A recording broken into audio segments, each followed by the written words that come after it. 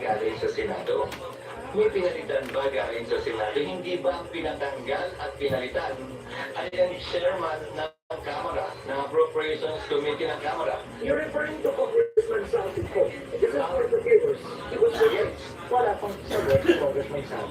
Pero pumalag ang tagapagsalita ng Kamara. Bakit pati? Lagyan mo yung kasalanan. Bakit pati mga Naranay na rin mga criticism sa kanya, tinataasan niya ng kilay ang House of Representatives. Ito naman ang Senate Committee at Tito Pangilinan at ang Legislative sa 2025 budget.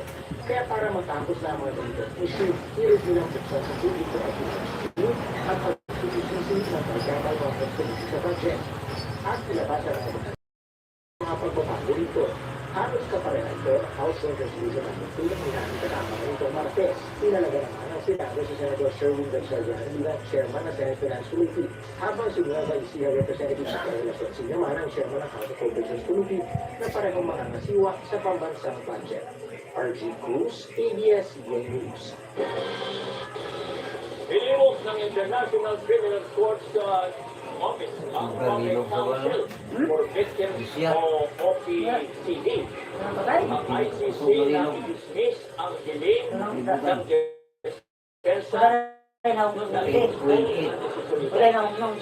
sa isinampan ng dating Pangulong Rodrigo Duterte sa kaugnay sa jurisdiction challenge ay sa OPCD ulang sa procedural foundation at premature ang kahilingan ng depensa at hindi ito sang-ayon sa interest ng mga waling biktima ng drug war.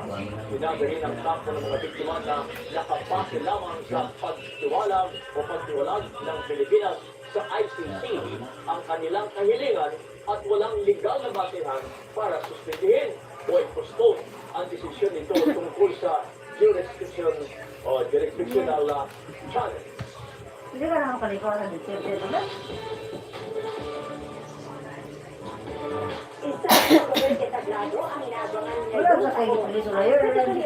an award-winning musical na Walang Aray ng Philippine Educational Theater Association o PETA. Habang ang dokumentaryo tungkol sa mga bayani ng West Philippine Sea, itinalabas na. Nagbabato, Gayon Krishna.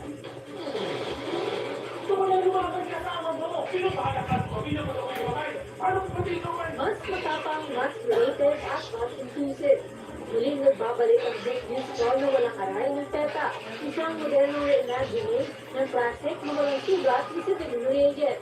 Kasali sa bagong cast at gaganap bilang lead actor si Julia at transhuman na si Lance Orlando. Sobrang nakakataba sa puso and it's an honor. I never thought na makakast ako sa role na to and never in my mind na nag-cross sa utak ko na pwede pala. Transgender mo na. Bayot mo na. O bayot po? Papapanood sila ang dalawa. Ano, bayot na? Ano naman pala yun? Transgender. Pinihilos lahat niya. And yung sexuality niya. Ano pa? Bayo naman na. Bayo naman na.